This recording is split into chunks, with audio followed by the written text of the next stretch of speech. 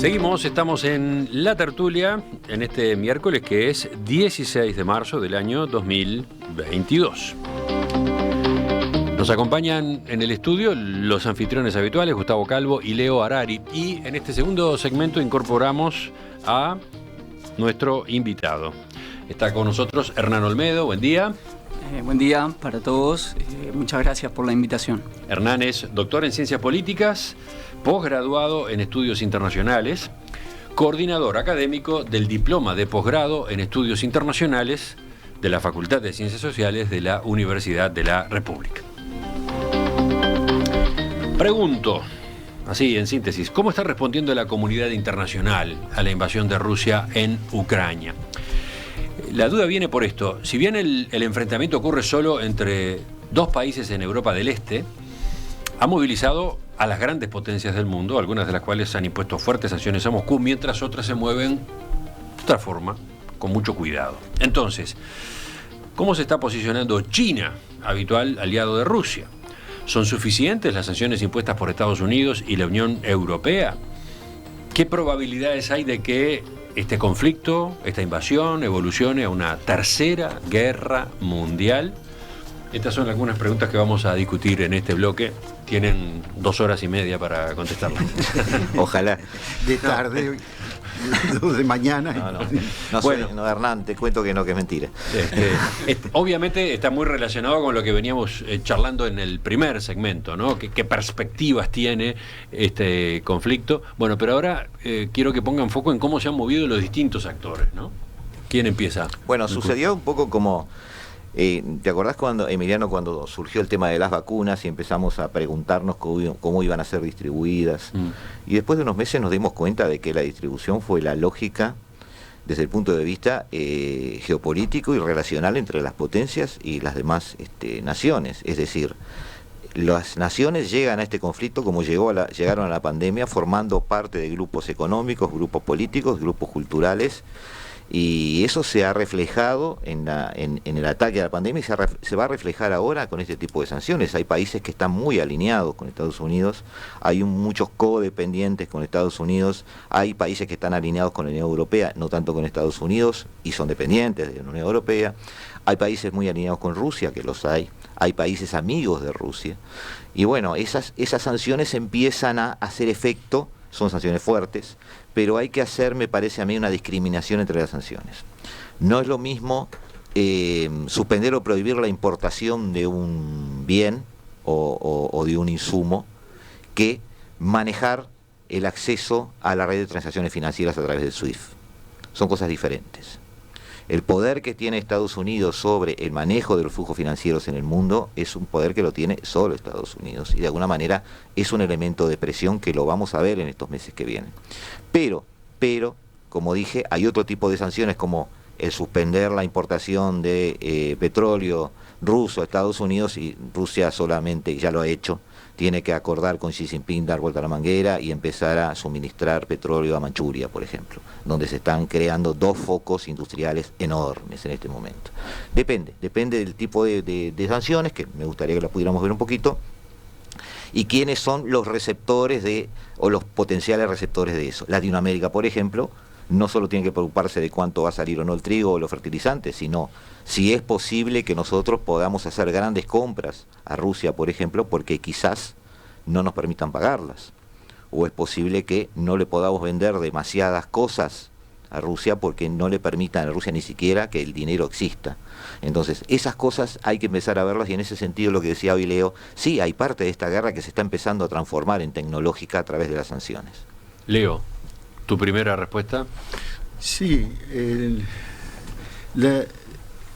hay 2 fenómenos que son nuevos frente a una guerra que parece bastante tradicional en la imagen, es decir, tanques, fronteras, poblaciones bombardeadas.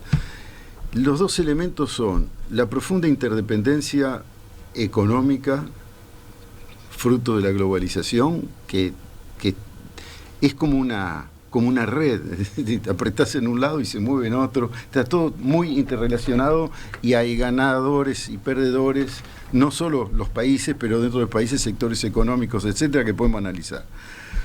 La segunda cosa es la existencia de otro tipo de redes, que son las redes sociales. Hay una enorme cantidad de información y de coordinación de movimientos y de propaganda en volúmenes no imaginados. Antes, en las guerras, había como un vocero oficial y era la posición de uno y después se tenía la posición del otro y se daba en un campo de batalla más o menos abierto. Hoy en día no sabemos qué cosas están pasando, lo que puede hacer que aparezcan fenómenos emergentes, movimientos populares, etcétera, etcétera. Esos son dos fenómenos que en mi opinión inciden.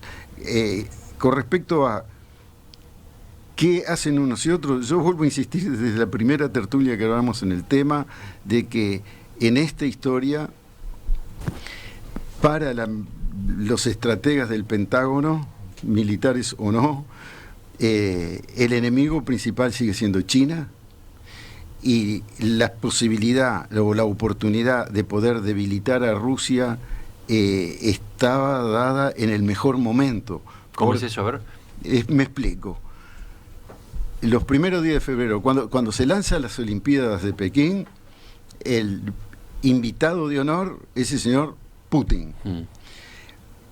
A partir de esa visita largan un acuerdo que yo invito a todo el mundo a leer, ya sea en el lugar de información del Kremlin, que se llama, creo que se llama kremlin.ru, o en el Ministerio de Asuntos Exteriores chino, en donde está en la versión en español, donde hablan de una alianza sin límites, en todos los aspectos y sin excluir nada, en una declaración que en otras épocas podemos estar acostumbrados a que fueran puro bla bla, pero que los chinos puede haber una cierta grandielocuencia, pero en general hacen lo que dicen y dicen lo que hacen.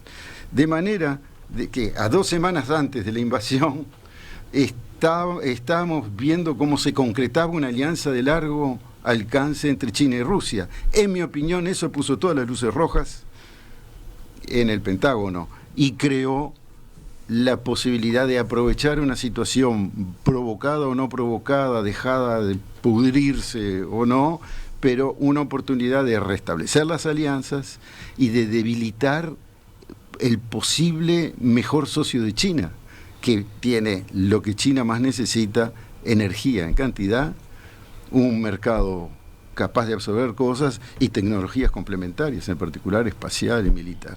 Entonces, China va a jugar un rol importantísimo. Lo está haciendo ahora con habilidad, insistiendo, lo que es verdad, cierta coherencia en su posición internacional, diciendo cada país tiene derecho a hacer lo que quiera y no nos metemos. Que lo equilibran diciendo también cada país tiene derecho a defender sus intereses y estar seguro de que no corre peligro. Con lo cual no está ni en un lado ni en otro. No deja de apoyar a Rusia porque no se alineó con la OTAN y los demás, pero tampoco es un apoyo totalmente ciego.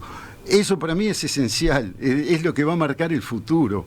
De qué manera sale China más o menos fortalecida a nivel internacional. Y yo este tema de este problema, la guerra Rusia-Ucrania, trato de, o lo analizo quizás por mi línea de investigación, lo analizo de un nivel más bien abstracto y más bien teórico. A ver, yo lo que visualizo es que el sistema de estados, que está basado en un principio que es toral, central, que es a mí me gusta llamarlo principio de semidescentralización, que implica que los estados al interior gobiernan con el monopolio de la fuerza, pues, jurídicamente e internacionalmente no hay una organización internacional, un gobierno del mundo, ¿no? O sea, este sistema que, tiene sus orígenes en 1648, luego de Westfalia, puede tener 3 macroestados u órdenes generales diferentes. A mí me parece que todo esto lo que está pasando son síntomas, tanto la guerra de Ucrania como las respuestas, son síntomas de un tipo de orden, un tipo de macroestado general del sistema de estados. A mí me gusta llamarlo híbrido. Yo identifico como 3 macroestados diferentes, trazando una analogía con los líquidos, que tenemos sólidos, líquidos y gaseosos. Yo identifico 3 macroestados diferentes, uno homogéneo, uno híbrido, otro heterogéneo. Creo que estamos en un macroestado híbrido.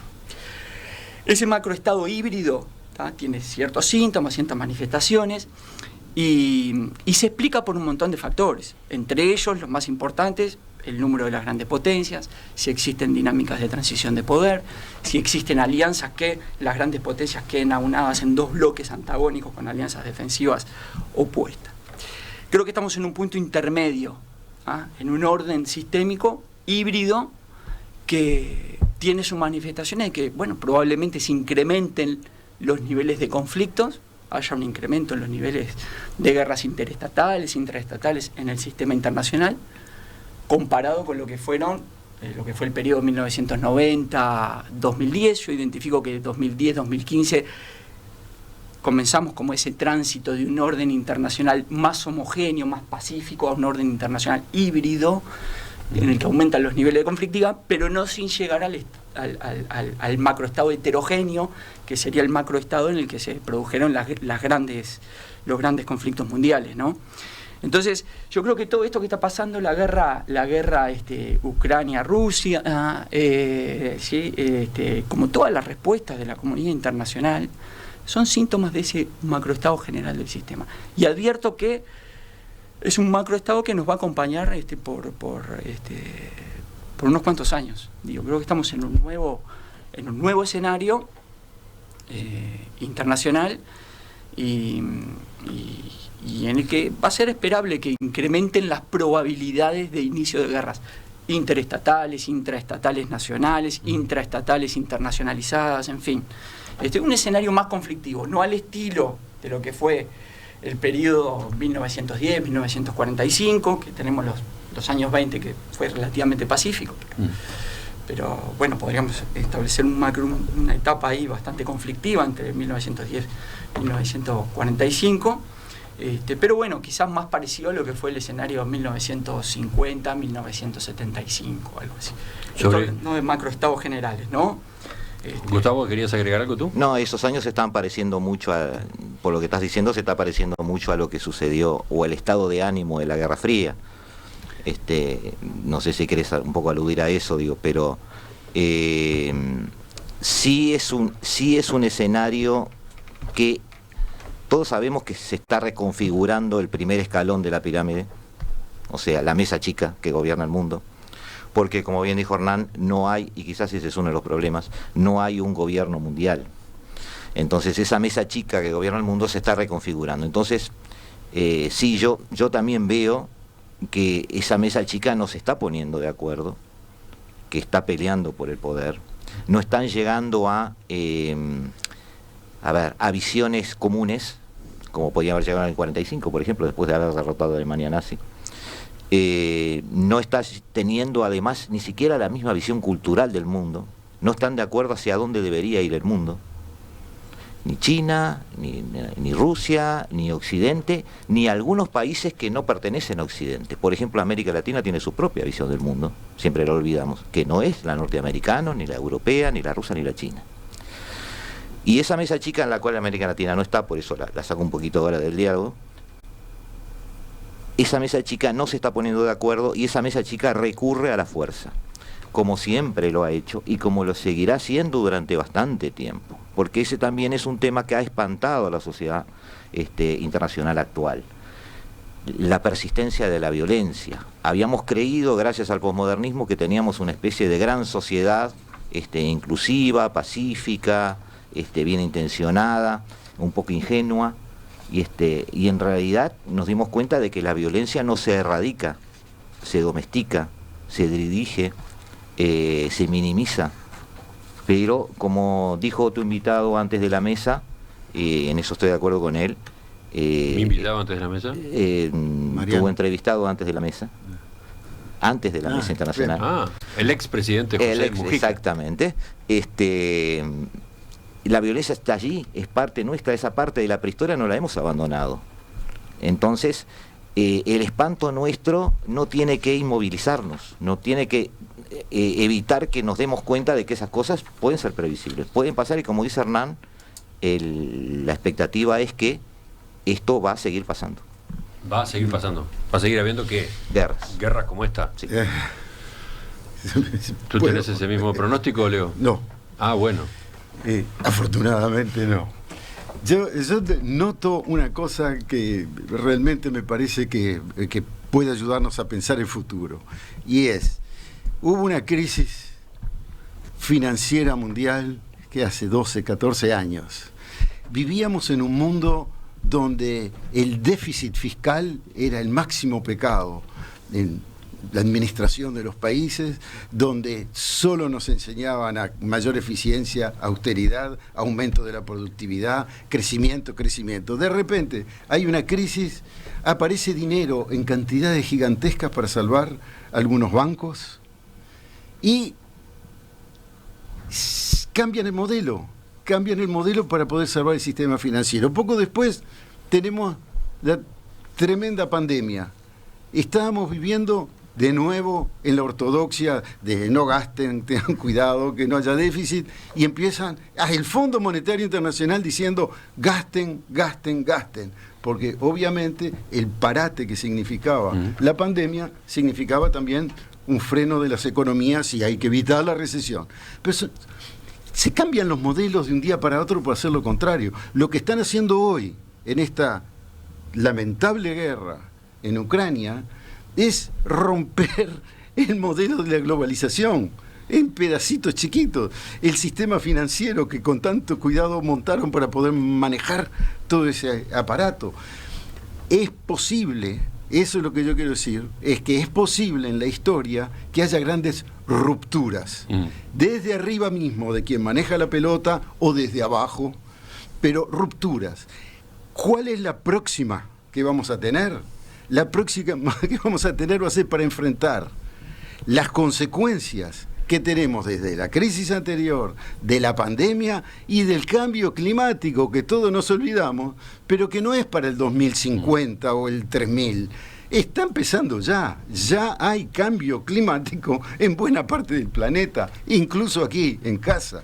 Entonces, otra vez más, la humanidad se va a sentir, los que manejan la pelota en la humanidad se van a sentir obligados a romper los esquemitas, romper los modelos y enfrentar el problema concreto que estamos teniendo y que vamos a tener cada vez más urgente. Y ahí entra China. Ese es el problema que vive China. Está en ese tipo de tesitura, jugando con que el tiempo juega a favor y construyendo todo el tiempo, no en conflictividad que cuesta tan caro.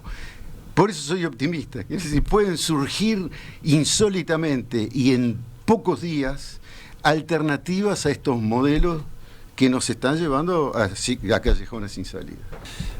Mientras hablabas, Leo, acaba de terminar el mensaje, la videollamada del presidente de Ucrania, Volodymyr Zelensky, dirigiéndose a los congresistas de Estados Unidos. Esta es otra novedad de esta guerra, ¿no? Tú hablabas de novedades, de elementos que no conocíamos de episodios bélicos anteriores. Este es otro, ¿no? El presidente de la nación agredida, la nación invadida, que se comunica en directo, en pantalla gigante, con órganos de gobierno de otros países. En este caso, con una sesión conjunta de los dos cuerpos del Parlamento de Estados Unidos. Terminó con un aplauso, terminó con una ovación, los parlamentarios de pie aplaudiéndolo. Y antes, otra cosa curiosa podría decirse, Zelensky no solamente estuvo dirigiéndose a la Cámara, les pasó un documental. Le pasó un documental con los estragos de la guerra, con lo que está ocurriendo en Ucrania a partir de la invasión rusa. ¿Y cómo terminaba ese video?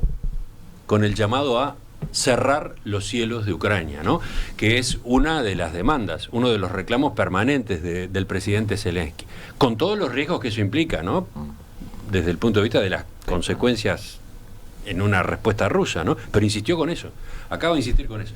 Y capaz que a partir de ese punto le puedo preguntar a Hernán Olmedo cómo está viendo las tensiones que justamente sobrevuelan a esta invasión, el riesgo de una tercera guerra mundial, etcétera, ¿no? Bueno, yo lo veo poco probable. Primero porque hay cuestiones, como decía en la primera intervención, hay cuestiones macroestructurales que, bueno, que no incrementan las probabilidades de este tipo de conflictos. También hay que hacer una distinción sobre los tipos de guerras y los tipos de guerras en las que participan las potencias. A ver, podemos identificar guerras interestatales en las que participan potencias, pero no necesariamente son guerras mundiales. De hecho, desde el año 1500 hasta la actualidad, guerras en las que participan potencias mundiales, tenemos 60 guerras en las que participan y que son entre potencias, pero no todas tuvieron el calado o el alcance de lo que fueron las guerras mundiales. De hecho, las guerras mundiales de gran calado y que tuvieron impactos significativos en el sistema, guerra de los 30 años, ¿no? Del Tratado de Westfalia, diríamos la guerra de los 7 años, entre 1755 y 1762, las guerras napoleónicas y la Primera y la Segunda Guerra Mundial. Fueron guerras que, bueno, marcaron un cambio cualitativo. Esas guerras sí participaron en ambos bandos del conflicto todas las potencias mundiales. No necesariamente que se produzca una guerra, que lo veo poco probable, entre OTAN, Estados Unidos y Rusia, va a ser una guerra de gran alcance, porque yo tengo mis dudas de que China pueda incursionar o aliarse. De hecho, lo que señalaba Harari, digo que la declaración del 4 de febrero, cualquiera que la haya leído, digo, bueno... Es muy claro. O sea, despertó las alarmas en el Pentágono y yo creo que a cualquier ciudadano que, digo, esté atento a todos estos temas. Despertó las alarmas, pero no es una alianza militar, defensiva militar, en el sentido de que, bueno, si atacan a Rusia o atacan a China, bueno, se alían y combaten contra el agresor, como lo es el caso de la alianza de Estados Unidos y la OTAN, en el marco de la OTAN, que tiene el artículo 5, que, bueno, si hay un ataque a alguno de los miembros, bueno, ahí todos los miembros salen en defensa del afectado. Entonces, del lado, diríamos, no occidental, no veo entre las grandes potencias, Rusia y China, una alianza militar defensiva. Entonces, que en caso de que existiese eso, sí sería un factor que incrementa las probabilidades de una guerra de alcance mundial. Al estilo Primera, Segunda Guerra Mundial. No advierto eso, pero hay que estar muy atentos en esta suerte de aproximación que han tenido en los últimos años Rusia y China, ¿no? Que hay intercambio de cooperación. De hecho, cualquier manual que estudia científicamente el tema de las rivalidades y la cooperación entre grandes potencias ya advertía que desde finales de los años 90 China y Rusia habían diluido su rivalidad histórica y estaban avanzando muy lentamente en acuerdos de cooperación. Entonces, hay que ver con el transcurso del tiempo si esos acuerdos de cooperación a mediano o largo plazo se transforman en una alianza militar defensiva, que eso sí sería preocupante porque nos hablaría de un sistema que va a estar conformado en dos grandes bloques, con principios normativos e institucionales distintos, contradictorios entre sí, y eso sería uno de los factores que, bueno, puede determinar que el macroestado general del sistema transite hacia un macroestado más heterogéneo en el que las probabilidades de inicio de guerras de gran alcance o guerras mundiales se incrementan. No quiere decir que vaya a suceder. Acá estamos en un escenario de probabilidades, sino que se incrementa. Bueno, ¿y ustedes qué dicen sobre esto, sobre ese cuco tan temido? No, yo no lo veo porque, a ver, lo que pasa es que tampoco vimos que Rusia iba a entrar a Ucrania. Pero por eso, como dijo el otro día Ricardo Barbosa, dice, esos cachetazos nos vienen bien porque nos acercan a la realidad. Una conflagración nuclear implica muchas cosas. Puede ser nuclear y no mundial, ¿no? Puede ser nuclear y no mundial. Puede ser nuclear de corto alcance también. Puede ser nuclear con un poder, demostrando un poder de armas moderado, porque no todas las armas nucleares son bombas atómicas, es decir, hay de todo.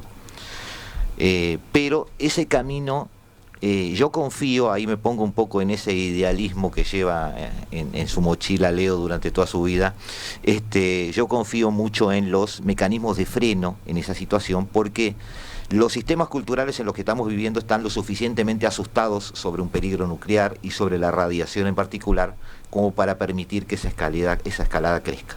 Entonces creo que niveles sociales, niveles gubernamentales o niveles a nivel de grandes estados siempre van a tener bajo la manga en ese momento cartas que tirar sobre la mesa para evitar esa escalada.